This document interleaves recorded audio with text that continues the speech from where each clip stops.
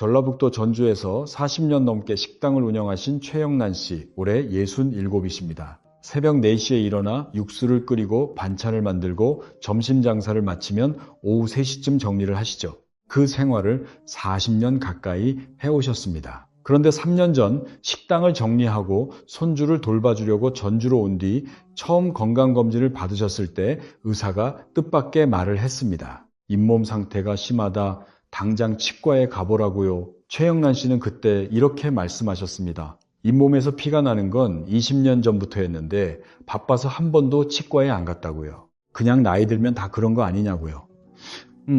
여기서 잠깐 생각해 보겠습니다. 여러분은 어떠세요? 양치할 때 칫솔에 피가 묻는 적 있으시죠? 찬 음식 드시면 이가 시리신 적 있으시죠? 밥 먹고 나면 치아 사이에 음식이 잘 끼시죠? 여러분, 이 세 가지 중 하나라도 해당되시면 오늘 영상 끝까지 들어주세요. 우리 가족 건강을 위해서요.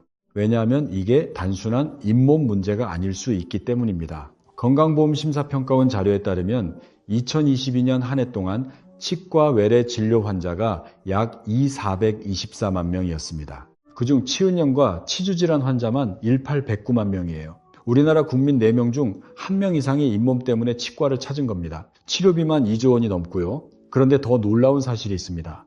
2019년 미국 과학학술지에 실린 연구에서 알츠하이머 치매 환자의 뇌조직 53개를 검사했더니 96%에서 잇몸 세균의 독소가 발견되었습니다. 잇몸 세균이 뇌까지 올라갔다는 뜻이에요. 또 유럽치주학회와 세계가정의학회가 2024년에 함께 발표한 보고서에 따르면 치주염은 심혈관 질환, 당뇨, 만성 폐쇄 성폐 질환과 독립적으로 연관되어 있다고 합니다. 잇몸 문제가 온몸의 문제라는 뜻이에요. 최영란 씨 이야기로 돌아가면요. 잇몸을 방치한 사이에 혈압도 올랐고 혈당도 경계 수치였습니다.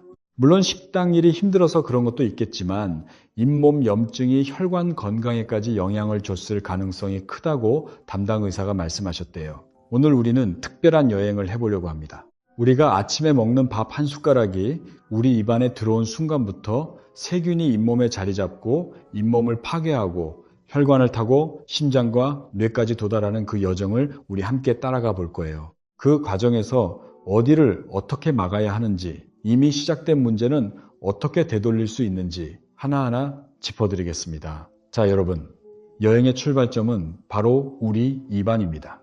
여러분, 아침에 밥 한 숟가락을 우리 입에 넣으시면 무슨 일이 벌어질까요?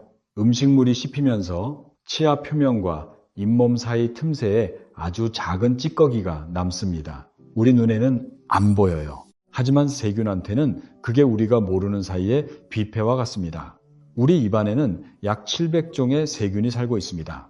대부분은 해롭지 않아요. 오히려 우리 몸을 지켜주는 착한 세균도 많습니다. 문제는 음식 찌꺼기가 오래 남아있을 때 우리 입안에 문제가 생깁니다. 이걸 이렇게 생각해 보세요. 여름에 음식물 쓰레기를 하루만 안 버려도 어떻게 됩니까? 냄새가 나기 시작하죠? 세균이 번식하기 시작한 겁니다. 우리 입안도 마찬가지예요. 양치질을 제대로 못하면 치아 표면에 하얀 막이 생깁니다. 이게 바로 치태, 플라크라고 부르는 세균막이에요. 우리 치아 표면의 치태가 굳으면 치석이 됩니다. 치석은 양치질로는 절대 제거가 안 됩니다. 치과에서 스케일링을 해야만 떼어낼 수 있어요. 이게 왜 중요하냐면 치석 표면이 거칠거든요. 거친 표면에 세균이 더 잘 달라붙습니다. 치석이 생기면 세균이 더 빨리 증식하는 악순환이 시작되는 거예요. 그런데 여기서 나이가 들면 한 가지 큰 변화가 생깁니다. 우리 입안에 침이 줄어들어요. 이 부분이 정말 중요합니다. 침이라는 게 단순히 우리 입안을 촉촉하게 해주는 물이 아니에요. 침 속에는 항균 물질이 들어있습니다. 세균을 억제하는 면역 성분이 포함되어 있단 말이에요. 또 침은 음식물 찌꺼기를 자연스럽게 씻어내는 역할도 합니다. 그런데 나이가 들면 특히 60대 이후에는 침샘 기능이 떨어지면서 침 분비량이 줄어듭니다. 거기다 혈압약, 당뇨약, 항히스타민제 같은 약을 드시는 분들이 많으시잖아요. 이런 약들 대부분이 입을 마르게 하는 부작용이 있습니다. 그래서 세균을 막아줘야 할 침은 줄어들고 세균이 먹을 찌꺼기는 치아 사이에 더 잘 끼고 이 조합이 만들어내는 결과가 뭐냐면요. 우리 잇몸의 만성적인 염증입니다. 자, 이제 세균이 자리를 잡았으니 다음 단계로 넘어가 볼까요? 세균의 첫 번째 공격 대상은 잇몸, 정확히는 우리 잇몸 점막입니다. 아까 말씀드린 치태 속 세균들, 이 세균들이 독소를 만들어냅니다. 이 독소가, 이건 좀 무서운 이야기인데요. 잇몸 점막을 자극하면 우리 몸이 방어 반응을 시작해요. 우리 몸이 혈액을 보내서 면역세포를 투입하는 거죠. 이게 바로 염증 반응입니다. 잇몸이 빨갛게 부어오르는 이유가 이거예요. 혈액이 많이 몰려온 거거든요.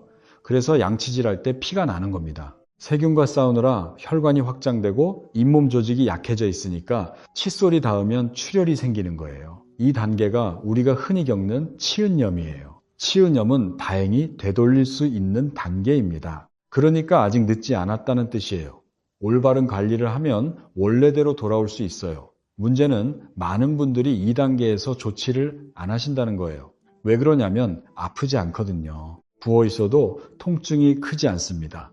피가 좀 나도 양치하면 멈추니까 그냥 넘어가시는 거죠. 이해합니다. 솔직히 저도 그랬을 겁니다. 바쁜데 잇몸에서 피 좀 나는 걸로 치과를 가겠습니까? 하지만 이게 치명적인 실수가 될 수 있습니다. 젊었을 때는 우리 잇몸을 이루는 섬유화세포라는 세포가 활발하게 일합니다. 섬유화세포가 뭐냐면요. 쉽게 말하면요. 잇몸의 수리공이라고 생각하시면 됩니다. 콜라겐이라는 단백질을 만들어서 잇몸 조직을 단단하게 유지하고 손상되면 수리해주는 역할을 해요. 그런데 나이가 들면 이 수리공의 능력이 떨어집니다. 수리 속도가 느려지고 수리 품질도 떨어져요. 세균이 공격하는 속도는 그대로인데 방어하고 복구하는 속도만 느려지는 거예요. 잠깐 이 부분 좀 더 구체적으로 설명드릴게요. 일본 고베대학 연구팀의 연구에 따르면 세포에 비타민 B를 첨가하면 미토콘드리아의 에너지 생산 기능이 높아지고 세포 노화를 늦추는 효과가 확인되었다고 합니다. 미토콘드리아라는 건 세포 안의 배터리와 같은 건데요. 이 배터리가 다르면 세포가 제 기능을 못합니다. 잇몸 세포도 마찬가지예요. 그래서 잇몸이 점점 얇아지고 탄력이 줄고 잇몸선이 서서히 내려가는 겁니다. 치아 뿌리가 노출되면서 찬 음식에 시리기 시작하고요. 또 한 가지요. 한국 국가건강영양조사 결과에 따르면 체내 비타민 B3가 부족한 사람은 잇몸 염증 발생률이 1.25배 높다는 연구 결과도 있습니다. 우리 체내에서 만들어지지 않는 영양소가 부족해지면 잇몸의 방어력이 확 떨어지는 거예요. 자, 여기까지가 잇몸 표면의 싸움이었습니다. 이제 세균의 공격이 더 깊이 들어갑니다. 잇몸 아래 뼈가 있는 곳으로요. 치은염을 방치하면 치주염으로 넘어갑니다. 이건 완전히 다른 차원의 문제예요. 잇몸 아래에는 치조골이라는 뼈가 있습니다. 이걸 나무의 뿌리를 감싸고 있는 흙이라고 생각하시면 됩니다. 나무가 서 있으려면 뿌리 주변에 흙이 단단하게 있어야 하잖아요. 치아도 마찬가지입니다. 치조골이 치아를 감싸고 단단히 잡아줘야 치아가 흔들리지 않고 제 기능을 해요. 문제는 이 우리 뼈도 살아있는 조직이라는 겁니다. 뼈는 끊임없이 만들어지고 또 녹아내리는 과정을 반복해요. 젊을 때는 만들어지는 속도와 녹아내리는 속도가 비슷합니다. 하지만 나이가 들면 녹아내리는 속도가 더 빨라져요. 여기에 세균이 만들어내는 만성 염증까지 더해지면요. 잇몸뼈가 조금씩 깎이듯이 줄어듭니다. 이건 한 달, 두 달 사이에 벌어지는 일이 아니에요. 몇 년에 걸쳐서 아주 천천히 진행됩니다. 그래서 본인이 모르는 거예요. 우리 잇몸뼈가 줄어들면 어떤 일이 생기냐면요. 첫째, 잇몸과 치아 사이에 주머니 같은 공간이 생깁니다. 이걸 치주낭이라고 해요. 이 주머니가 깊어지면 우리 칫솔이 닿지 않는 곳에 세균이 자리를 잡습니다. 양치질을 열심히 해도 소용이 없는 영역이 생기는 거예요. 둘째, 우리 치아 뿌리가 노출됩니다. 잇몸이 내려가니까요. 뿌리가 드러나면 시림이 훨씬 심해집니다. 찬물은 물론이고 뜨거운 국물도 불편해지실 수 있어요. 셋째, 우리 치아가 흔들리기 시작합니다. 토대가 낮아졌으니 작은 힘에도 흔들리죠. 처음에는 혀로 밀면은 살짝 움직이는 정도예요. 하지만 시간이 지나면 씹을 때도 흔들리고 결국은 빠지거나 뽑아야 하는 상황까지 갑니다. 대전에 사시는 박종국 씨, 올해 72살이십니다. 39살부터 시내버스 기사를 하셨어요. 우리 시내버스를 33년을 운전하셨죠. 아침 5시에 출근해서 저녁 9시에 퇴근하는 생활. 밥은 항상 빨리 먹어야 했고 양치는 물로 입 한번 헹구는 게 전부였다고 합니다. 은퇴하고 나서 치과에 갔더니 아래턱 어금니 3개가 치주염으로 심하게 흔들리고 있었습니다. 결국 2개를 뽑았어요. 아들이 치과비를 대줬다고 합니다. 자식한테 손 벌리는 게 제일 마음 아팠다고 하셨어요. 임플란트 비용만 400만 원이 넘었다고 하셨습니다. 그런데 박종국 씨의 이야기는 여기서 끝이 아닙니다. 이 부분이 오늘 영상에서 가장 중요한 내용일 수 있어요. 잇몸 문제가 치아만의 문제가 아니라는 사실, 잇몸 세균이 우리 몸 전체를 공격할 수 있다는 사실, 이걸 우리 함께 지금부터 알아보겠습니다. 치주염을 일으키는 대표적인 세균이 있습니다. 포르피로모나스 진지발리스라는 이름인데요. 이름은 어려우니까 그냥 잇몸 나쁜 균이라고 부르겠습니다. 이 세균이 특별히 위험한 이유가 있어요. 이 세균은 진지페인이라는 독소를 만들어냅니다. 이 독소가 잇몸 조직을 파괴하는 주범이에요. 그런데 문제가 더 있습니다. 잇몸에 염증이 생기면 잇몸 혈관이 약해집니다. 약해진 혈관 틈으로 이 세균이 혈액 속으로 들어갈 수 있어요. 일상적인 양치질이나 음식을 씹는 과정에서도 이런 일이 벌어질 수 있습니다. 잠깐 이게 무슨 뜻인지 좀 더 쉽게 설명드릴게요. 우리 몸의 혈관은 고속도로와 같습니다. 혈액을 타고 온몸 곳곳으로 갈 수 있어요. 잇몸 세균이 이 고속도로에 올라탄 겁니다. 그러면 어디든 갈 수 있죠. 심장으로, 폐로, 간으로, 그리고 뇌로까지. 이건 저도 처음 알았을 때 정말 놀랐습니다.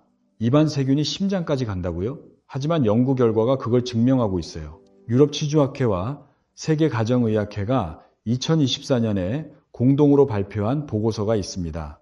이 보고서에 따르면 치주염은 심혈관 질환과 독립적으로 연관되어 있다고 합니다. 독립적이라는 말은 다른 위험 요인을 다 고려해도 치주염 자체가 심혈관 질환의 위험을 높인다는 뜻이에요. 어떻게 그런 일이 벌어지느냐면요. 잇몸 세균이 혈관 벽에 달라붙으면 혈관 내벽에 염증을 일으킵니다. 이 염증이 동맥경화를 촉진하는 거예요. 동맥경화라는 건 혈관벽이 두꺼워지고 딱딱해지는 거죠. 이걸 수도관에 비유하면요. 수도관 안쪽에 물때가 끼면 물이 잘 안 나오잖아요. 혈관도 마찬가지입니다. 안쪽에 찌꺼기가 쌓이면 혈액이 잘 흐르지 못하게 되고 심하면 막혀버릴 수 있어요. 그게 심근경색이나 뇌졸중이 되는 거예요. 네덜란드에서 진행된 대규모 연구에서는 성인 6만 명 이상을 대상으로 조사했더니 치주염이 동맥경화성 심혈관 질환과 독립적인 연관성이 있다는 결과가 나왔습니다. 6만 명이에요. 작은 숫자가 아니죠. 박종국 씨도 은퇴 후 건강검진에서 혈압이 높다는 진단을 받으셨어요. 경동맥 초음파를 했더니 혈관벽이 두꺼워져 있다고 했습니다. 33년간 불규칙한 식사와 운동 부족도 원인이겠지만 그 오랜 세월 방치한 치주염도 한몫했을 가능성이 크다고 의사가 말씀하셨대요. 여기서 끝이 아닙니다. 치주염은 당뇨와도 깊은 관계가 있어요. 미국 질병통제예방센터 2024년 보고에 따르면 당뇨 환자는 그렇지 않은 사람보다 치료 충치가 있을 확률이 약 40% 더 높습니다. 왜 그러냐면요. 당뇨가 있으면 면역력이 떨어지고 혈관이 약해집니다. 우리 잇몸도 혈관으로 영양분을 공급받는 조직이거든요. 혈관이 약해지면 잇몸도 약해지는 거예요. 그런데 거꾸로 치주염이 당뇨를 악화시키기도 합니다. 잇몸의 만성염증이 인슐린 저항성을 높여서 혈당 조절을 어렵게 만든다는 거예요. 그러니까 이게 양방향이에요. 당뇨가 잇몸을 나쁘게 하고 나빠진 잇몸이 다시 당뇨를 악화시키고 우리 몸 안에서 돌고 도는 악순환입니다. 다행인 건 치주 치료를 하면 혈당 지표가 개선된다는 연구도 있다는 거예요. 잇몸 치료를 했더니 당화혈색소 수치가 떨어졌다는 거죠. 잇몸 관리가 곧 혈당 관리와 연결되어 있다는 뜻입니다. 안동에 사시는 이수님 씨 69이시고 농사를 지으세요. 감자, 고추, 콩을 심으시는데 오래 구부리고 일하시다 보니 온몸이 아프셨다고 해요. 그래도 건강하게 일할 수 있어서 감사하다고 생각하셨대요. 그런데 한 가지 걱정이 있었습니다. 혈당이 좀 높았어요. 공복 혈당이 130대였다고 합니다. 병원에서 당뇨 전 단계라고 했어요. 약은 아직 안 먹어도 되지만 관리를 잘하라고 그 과정에서 치과 검진을 받으셨는데 치주염이 꽤 진행된 상태였습니다. 의사가 이렇게 말씀하셨대요. 잇몸 염증을 줄이면 혈당 관리에도 도움이 될 수 있다고요. 이수님 씨는 처음에 반신반의하셨대요. 잇몸 치료가 혈당에 무슨 상관이냐고. 하지만 스케일링을 받고 양치 방법을 바꾸고 나니 실제로 공복 혈당이 120대로 내려왔다고 합니다. 물론 식단도 바꾸시고 걷기 운동도 시작하셨으니 잇몸 치료만의 효과라고 단정할 수는 없어요. 하지만 도움이 된 건 분명합니다. 자, 지금까지 잇몸 세균이 혈관을 타고 심장과 당뇨에 영향을 준다는 이야기를 했는데요. 이제 더 놀라운 이야기를 해야 할 차례입니다. 뇌 이야기요. 솔직히 말씀드리면 이 내용은 좀 무섭습니다. 하지만 알아야 합니다. 왜냐하면 알아야 막을 수 있으니까요. 우리 가족을 위해서라도요. 2019년 미국 샌프란시스코 대학 연구팀이 참여한 대규모 연구가 국제학술지에 발표되었습니다. 연구팀은 알츠하이머 치매로 사망한 환자들의 뇌 조직을 조사했어요. 결과가 충격적이었습니다. 뇌 조직 53개 중 96%에서 잇몸 세균이 만드는 독소 진지페인이 발견된 거예요. 게다가 알츠하이머 증상이 심한 환자일수록 이 독소의 농도가 더 높았습니다. 이 독소가 뇌에서 뭘 하느냐면요. 알츠하이머 치매의 원인 물질로 알려진 아밀로이드 베타라는 단백질의 생성을 증가시킵니다. 또 타우라는 단백질을 분해해서 신경세포를 손상시켜요. 아밀로이드 베타와 타우, 이 두 가지가 알츠하이머 치매의 핵심 병리인데요. 잇몸 세균의 독소가 이 두 가지를 모두 악화시킨다는 거예요. 이걸 어떻게 쉽게 설명드릴까요? 우리 뇌를 공장이라고 생각해 보세요. 공장이 잘 돌아가려면 기계가 깨끗하고 정상적으로 작동해야 하잖아요. 그런데 바깥에서 녹이 슬게 하는 물질이 계속 들어온다면 어떻게 될까요? 기계가 서서히 망가지겠죠.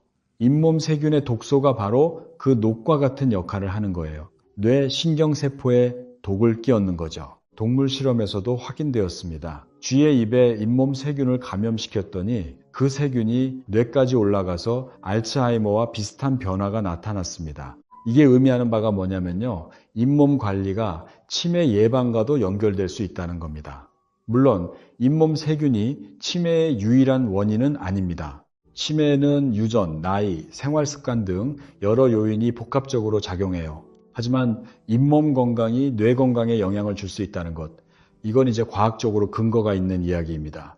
제주에 사시는 정복순 할머니, 올해 78이십니다. 감귤 농사를 지으시는데요. 정복순 할머니의 동네 친구분이 치매 진단을 받으셨대요. 그 모습을 보시면서 나도 저렇게 될까봐 무서웠다고 하셨어요. 그래서 할 수 있는 건 다 하자는 마음으로 치과도 정기적으로 다니시고 양치질도 하루 3번 꼭 하시고 걷기 운동도 매일 하신다고 합니다. 잇몸 관리가 치매 예방에 도움이 된다는 이야기를 텔레비전에서 보셨대요. 정확히 우리 모두에게 맞는 말씀입니다. 자, 여기서 한번 정리하겠습니다. 우리가 지금까지 따라온 여정을 다시 돌아보면요. 첫째, 입안에 음식 찌꺼기가 남으면 세균이 번식하고 치태와 치석이 생긴다. 둘째, 이 세균이 잇몸에 염증을 일으키고 나이 들면 회복 능력이 떨어져서 염증이 만성화된다. 셋째, 만성 염증이 잇몸뼈까지 파괴하면 치아가 흔들리고 빠진다. 넷째, 여기서 끝이 아니라 세균이 혈관을 타고 심장, 혈당, 그리고 뇌까지 영향을 미칠 수 있다. 이제 우리가 반격할 차례입니다. 어떻게 하면 이 세균의 공격을 막고 이미 시작된 문제를 늦출 수 있는지 알려드리겠습니다. 어렵지 않아요. 돈이 많이 드는 것도 아닙니다. 오늘부터, 지금부터 할 수 있는 것들입니다. 첫 번째, 여러분, 양치질부터 바꿔야 합니다. 여러분 지금 양치질 어떻게 하고 계세요? 칫솔을 좌우로 세게 문지르시나요? 아니면 위아래로 쓸어내리시나요? 많은 분들이 치아의 바깥면만 열심히 닦으십니다. 우리 눈에 보이는 쪽이니까요. 하지만 경희대 치과병원 치주과 연구팀의 조언에 따르면 사실 치아 안쪽에 치태와 치석이 더 많이 쌓입니다. 습관적으로 바깥쪽만 닦다 보니 안쪽은 세균이 자유롭게 살고 있는 거예요. 그래서 우리가 양치할 때 안쪽을 닦는 시간을 충분히 가져야 합니다. 바깥쪽 다 닦으셨으면 이제 안쪽도 꼼꼼히요. 또 하나요.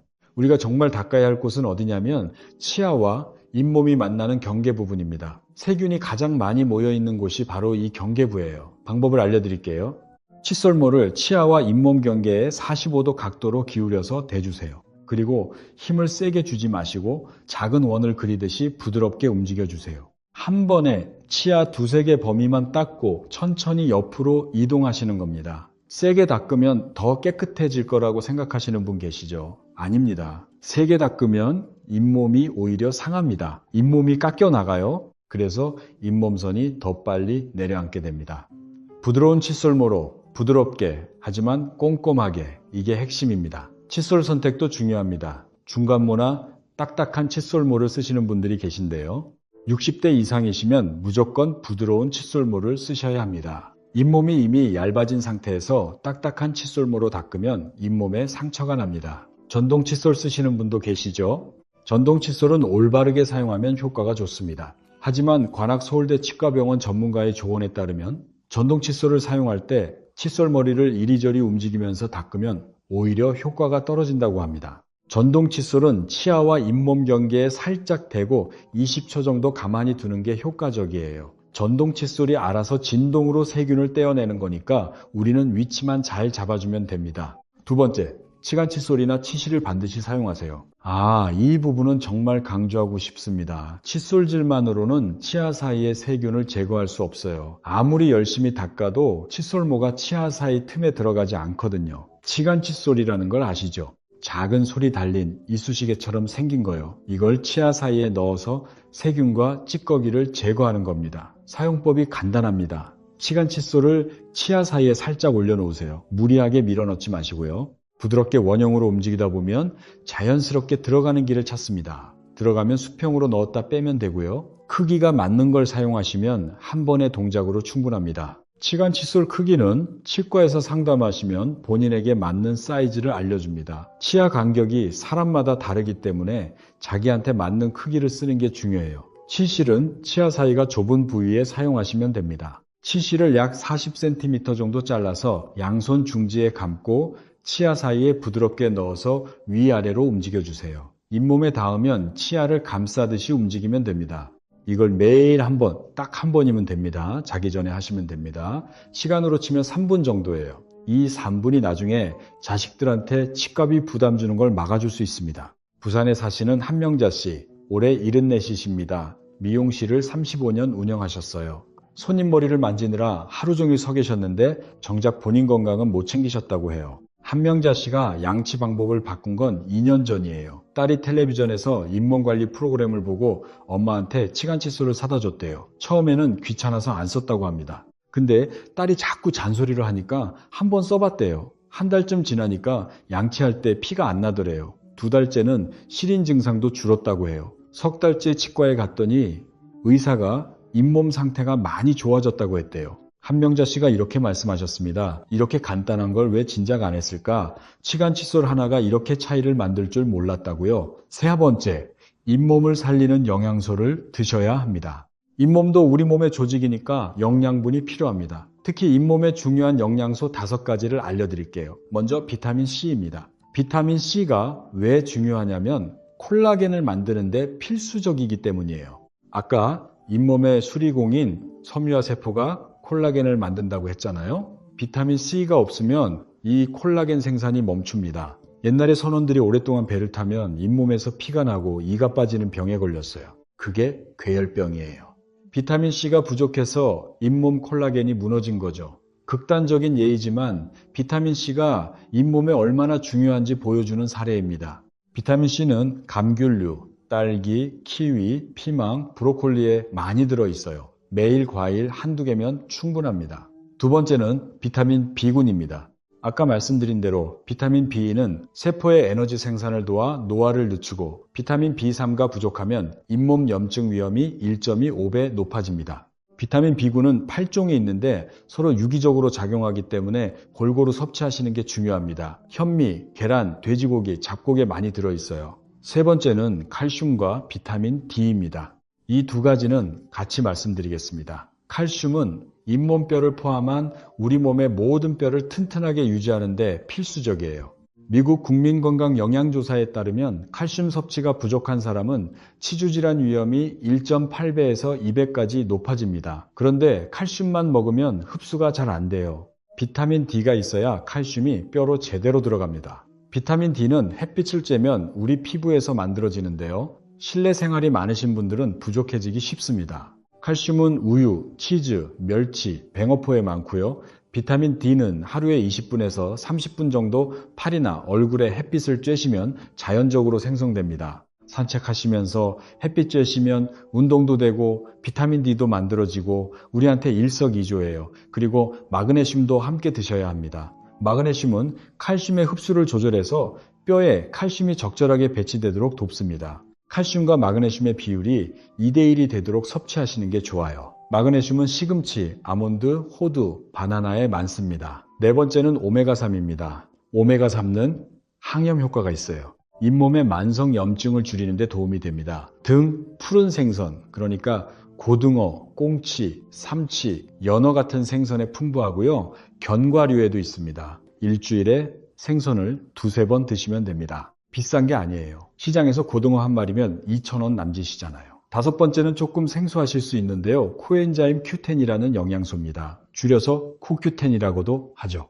이건 세포의 에너지를 만드는 데 관여하는 물질인데요. 우리 잇몸 세포가 건강하게 기능하려면 에너지가 필요합니다. 코큐텐이 부족하면 우리 잇몸 세포의 회복력이 떨어져요. 코큐텐은 소고기, 돼지고기 등 푸른 생선, 시금치에 들어있어요. 나이가 들면 체내 합성량이 줄어들기 때문에 음식으로 보충해 주시는 게 좋습니다. 정리하면 비타민C, 비타민 B군, 칼슘과 비타민 D, 오메가3, 코큐텐 이 5가지를 기억하세요. 특별히 비싼 보충제를 사실 필요 없습니다. 매일 드시는 우리 식사에서 과일, 생선, 채소, 견과류, 유제품을 골고루 챙기시면 됩니다. 자, 이제 하나 더 알려드릴 게 있습니다. 최근 많은 관심을 받고 있는 방법이에요. 구강 프로바이오틱스라는 게 있습니다. 프로바이오틱스라고 하면 보통 장 건강을 위해 먹는 유산균을 떠올리시잖아요. 그런데 입안에서 작용하는 프로바이오틱스도 있어요. 이게 어떻게 작용하느냐면요. 우리 입안에 좋은 세균과 나쁜 세균이 같이 살고 있다고 했잖아요. 구강 프로바이오틱스는 좋은 세균의 수를 늘려서 나쁜 세균이 자리 잡지 못하게 만드는 거예요. 일반적인 가글이나 항균제와 뭐가 다르냐면요. 가글은 세균을 죽이는 방식이에요. 문제는 좋은 세균까지 같이 죽인다는 거죠. 그래서 가글을 하고 나면 일시적으로 깨끗하지만 시간이 지나면 나쁜 세균이 다시 돌아오고 오히려 균형이 더 깨질 수 있습니다. 반면에 프로바이오틱스는 좋은 세균은 그대로 두고 나쁜 세균의 비율만 줄여줍니다. 총균수 자체는 크게 변하지 않으면서 치주 질환을 일으키는 유해균의 비율이 줄어든다는 연구 결과가 보고되어 있어요. 쉽게 말하면요. 가글은 전쟁터에 폭탄을 떨어뜨리는 거예요. 아군이고 적군이고 다 죽습니다. 프로바이오틱스는 아군을 더 많이 보내서 적군이 설 자리를 없앤 거예요. 어떤 게 더 현명한 전략이겠습니까? 여러분, 다만 프로바이오틱스가 치주 질환을 완전히 치료하는 건 아닙니다. 보조적인 역할이에요. 기본은 여전히 양치질과 치간칫솔 그리고 정기적인 스케일링입니다. 프로바이오틱스는 거기에 더하는 거라고 생각하시면 됩니다. 춘천에 사시는 김태호 씨, 올해 65이시고 우체국에서 30년 일하시다 퇴직하셨습니다. 매일 오토바이를 타고 편지와 소포를 배달하셨죠. 은퇴 후에 잇몸이 자꾸 부어서 치과에 다니셨는데 의사가 구강 프로바이오틱스를 보조적으로 쓰면 도움이 될 수 있다고 권유하셨대요. 김태호 씨가 한 달쯤 사용하고 나서 이렇게 말씀하셨어요. 아침에 일어났을 때 입안이 덜 끈적거린다고. 전에는 아침에 일어나면 입안이 찝찝하고 냄새가 났는데 그게 줄었다고요.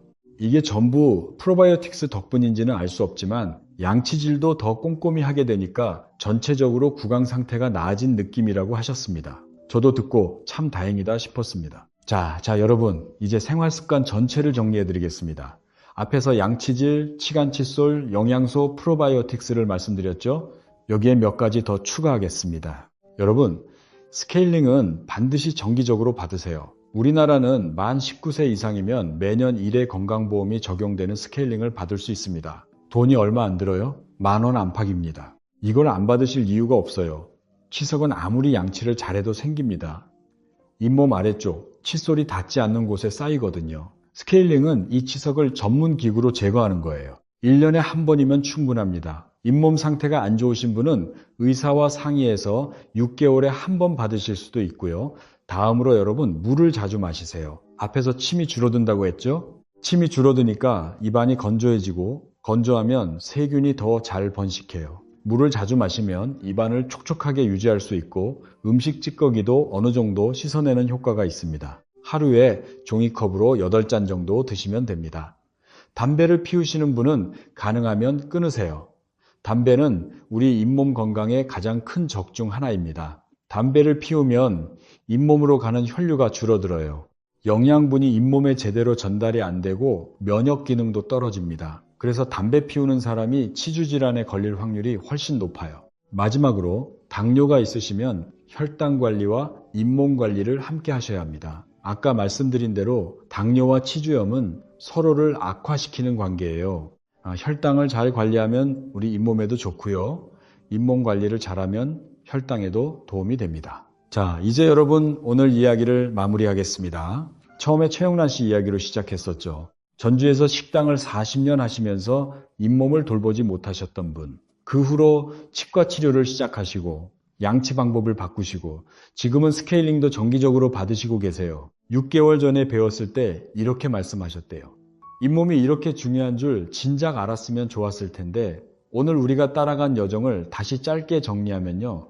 우리 입안에 세균이 자리를 잡으면 우리 잇몸에 염증이 생깁니다. 이 염증이 잇몸뼈까지 파괴하면 치아를 잃을 수 있어요. 거기서 끝이 아니라 세균이 혈관을 타고 돌아다니면서 심장, 혈당, 뇌에까지 영향을 미칠 수 있습니다. 하지만 방법이 있습니다. 우리 자식들한테 걱정 안 끼치고 손주들한테 건강한 모습 보여주려면 지금 시작해야 해요. 첫째, 치아와 잇몸 경계를 45도 각도로 부드럽게 닦으세요. 안쪽도 꼼꼼히요. 둘째, 치간 칫솔을 매일 자기 전에 사용하세요. 셋째, 비타민C, 비타민 B, 칼슘, 오메가3, 코큐텐이 든 음식을 골고루 드세요. 넷째, 1년에 한 번 스케일링을 받으세요. 여러분, 이 4가지만 기억하시면 됩니다. 어렵지 않죠? 돈이 많이 드는 것도 아니에요. 오늘부터 시작하실 수 있습니다. 우리 세대는 자식 키우느라, 일하느라, 가족 먹여 살리느라 정작 우리 건강은 뒤로 했습니다. 이제 손주들 결혼식까지 건강하게 함께 하려면 이제 우리 차례예요. 우리 손주들과 공원에서 단단한 사과를 아삭아삭 베어 먹으려면 그 소리 참 좋잖아요. 친구들 앞에서 당당하게 찬 냉면을 시원하게 후루룩 먹으려면 우리 잇몸을 지금부터 챙겨야 합니다. 오늘 영상이 도움이 되셨다면 주변에 잇몸 고민이 있는 분들께 이 영상을 보내주세요. 우리 가족 중에 양치할 때 피가 나시는 분이 계시다면 같이 보시면 좋겠습니다. 우리 모두 튼튼한 잇몸으로 건강한 하루하루 보내시길 바랍니다. 오늘도 끝까지 들어주셔서 고맙습니다. 우리 가족 모두 건강하시길 진심으로 바랍니다.